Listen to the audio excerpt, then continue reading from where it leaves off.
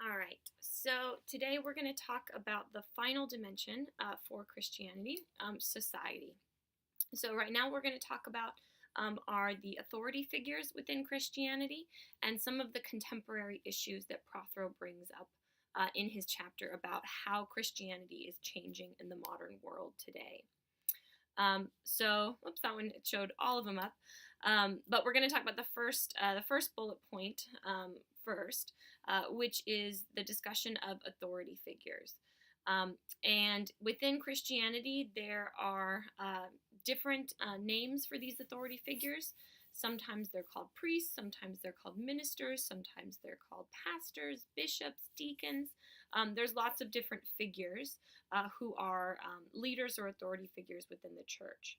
And I have here authority gained through various processes. And this just goes to reflect that because Christianity is such a diverse religious tradition, different denominations have different ideas about who can become an authority figure and what it is that authority is based on. What is the preparation, or what are the necessary requirements for that? So you could say on one end of that spectrum is like a Catholic priest. Within Catholicism, there are lots of different authority figures. There's different levels of authority, but someone who leads a congregation is known as a priest. And to become a Catholic priest, first of all, you have to be male. Women are not allowed to be priests in the Catholic Church. That's true in Orthodoxy as well, but many forms of Protestantism do allow female ministers or pastors. So to become a Catholic priest, you have to be male, and you have to be willing to take certain vows. One of those vows is celibacy, so you have to choose to be celibate, not to get married, not to have children. You also have to take a vow of poverty, meaning that you won't have, a lot of wealth or riches. Basically, you're paid by the church, and everything that you own is owned by the church. You don't have personal possessions. And obedience, meaning that you are obedient to the church. You will do what the church tells you to do. To become a Catholic priest is a very long and arduous process. It's not something that happens quickly. It can take altogether up to 10 years to become a Catholic priest. And it's based on a combination of experiences, or you have to do a certain variety of things during those 10 years. It is pretty much universally accepted that you will have a higher education if you are a Catholic priest. And today, most Catholic priests have their bachelor's degree. They have a master's in divinity, so they go on to graduate school, seminary. They study Catholicism. And many priests today actually also have a doctorate of divinity, so they go on to get their doctorate degree. Not all Catholic priests do, but a growing number of them do. So there is an arduous educational aspect to it, right? You have to learn about the Bible, you have to learn about Catholic Church, learn about church history, church tradition, how to administer the rituals, things like that. Then after your education is complete, you have to do several years of mission work. The church will send you somewhere in the world where you are needed. And because of the vow of obedience, right, you don't get a say in that. The church just sort of sends you where they feel you would best be of service. That could be working with a parish. It could be helping the poor. It could be helping the needy. It could be working as a teacher and educator. So you have to do that for several years to sort of show your dedication and the service aspect of being a priest. And then oftentimes there's also a period of time that's sort of known as a retreat or spiritual formation, which is that you have to go and spend a certain amount of time in like a monastery, where your time is dedicated to prayer, to spirituality, to study of sacred scriptures, to just sort of make sure that you have the right sort of temperament, and you're really dedicated to this type of lifestyle. So it's a very long and complex process. So for Catholic priests, their authority is based on all of these factors, right? That they are educated in the tradition, they have shown their dedication to service, to helping others, and they have dedicated, a lengthy amount of time to spirituality and spiritual formation.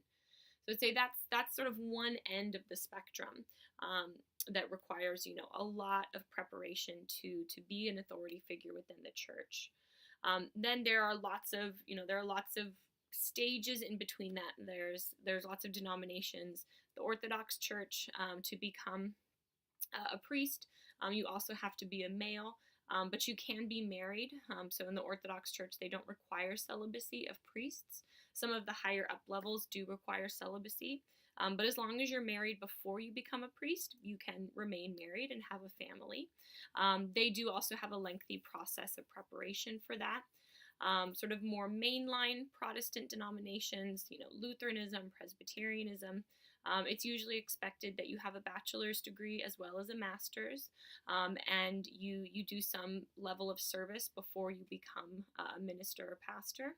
But then on the other end of the spectrum, in some non-denominational churches, like non-denominational mega churches, holiness churches, Pentecostal churches, which we'll talk about in a minute, it's very common for a minister or a pastor to not necessarily have religious education. So they don't require a degree. They don't require a certain amount of education or study regarding the Christian tradition. So authority within those traditions is based more on personal experience and charisma. And an individual who is seen by the community to have had an intense experience of God, a powerful spiritual experience or spiritual conversion story, and that they have charisma. They are a good speaker, that people want to come and listen to what they have to say. An example of this is Joel Osteen. Many of you may have heard of Joel Osteen before. He is the pastor of one of the largest churches in the U.S., which is in Texas. And he, that church draws thousands of people every week. He's a best-selling author. But Joel Osteen has he doesn't have a bachelor's in religious studies. He doesn't have a master's in theology or divinity, right? He doesn't have necessarily any religious education in terms of studying Christianity, studying the Bible within a school setting. But people are drawn to him because he is seen by that community to have a close relationship with God, and he's a charismatic speaker. So it's really just a wide spectrum. It can go from, a lengthy, multiple year-long process of preparation to somebody who has an intense experience and then is given authority that way. So there's a whole spectrum of types of leaders within the Christian churches and the reasons that they're given that authority. I was also going to say on the other end of the spectrum, right, with many non-denominational or Pentecostal churches, oftentimes the pastor or minister, that's not their full-time job. It's just something that they do in their free time.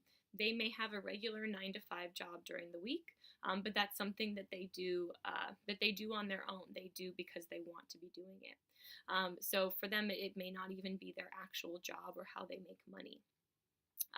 So that's a little discussion on various authority figures within Christianity and what gives them that authority.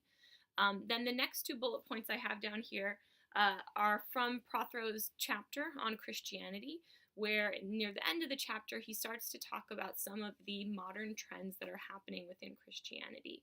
And really one of them is that really the more, you could say, the older denominations within Christianity are starting to lose members. They're starting to not be as popular. And some of the newer denominations within Christianity are becoming the fastest growing and very popular movements within Christianity.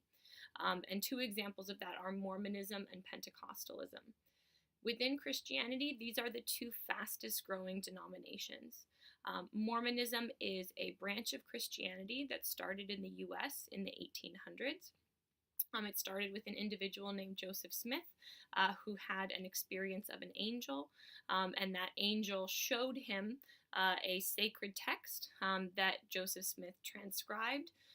He translated and transcribed that text, and that became the Book of Mormon.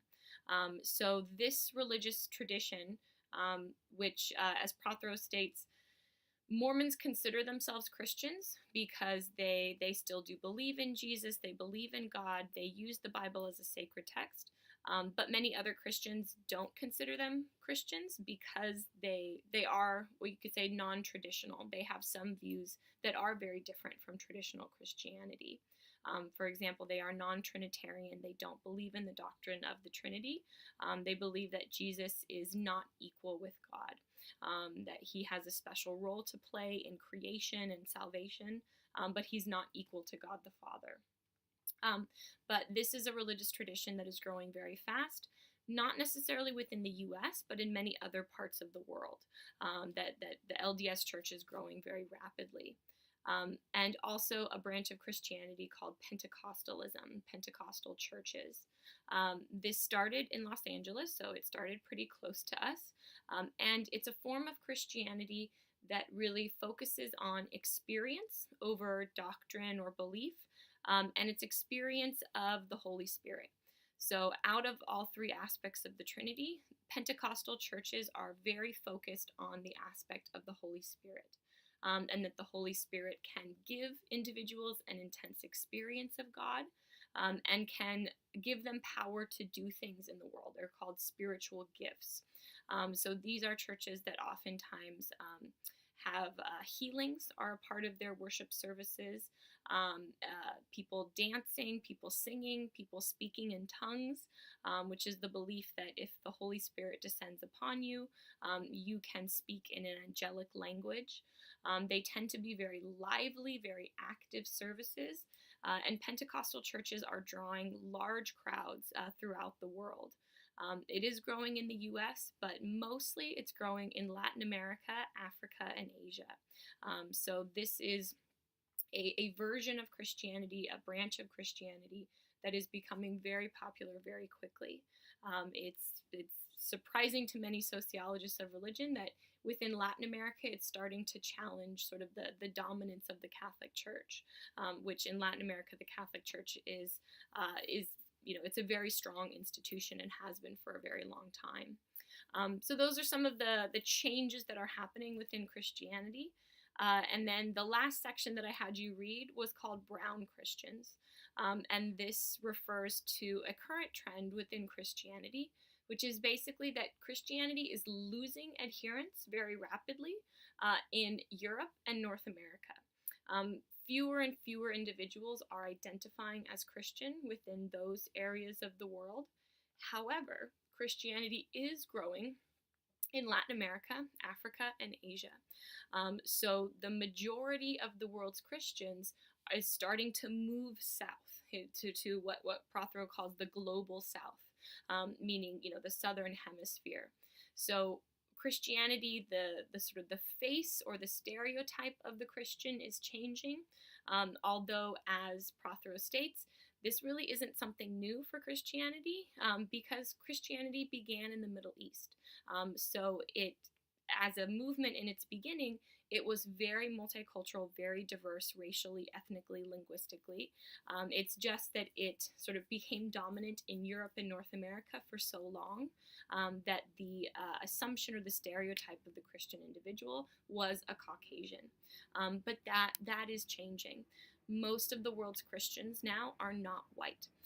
Most of them come from Latin America, Africa, and Asia. So Christianity as a whole is changing because it is absorbing and adapting to those different cultures. So whereas Christianity really heavily relied on European culture, North American culture, and was very closely bound up with the ideals of those societies, it is starting now to reflect the cultures in which it is thriving, which is Latin America, Africa, and Asia. So it's just an interesting trend that is happening within Christianity. So that's all we're going to talk about for this. We do have one more slide where we're just going to go over again some of the fundamentals of the Protestant Reformation and some of the denominations that arise out of that.